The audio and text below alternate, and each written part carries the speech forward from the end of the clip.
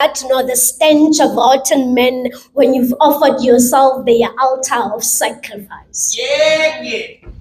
When you keep insisting on being their sacrifice, all in the name of loving them. A battlefield for the men who are at war with themselves.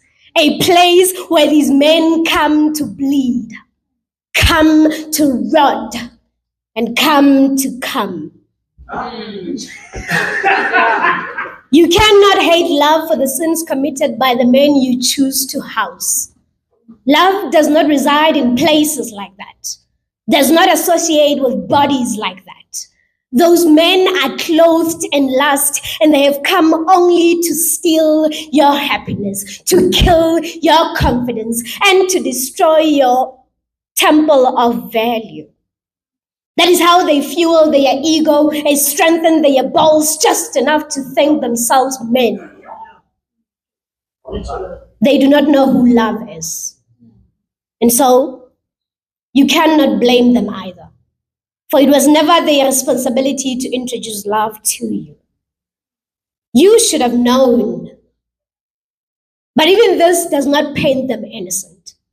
See, you cannot complain to love for not seeing you when you keep tithing your worth to the devouring spirits you call lovers.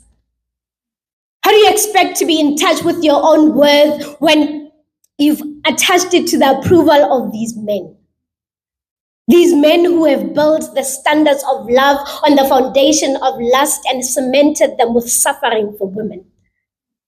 These men who do not think that respect looks good on women like you.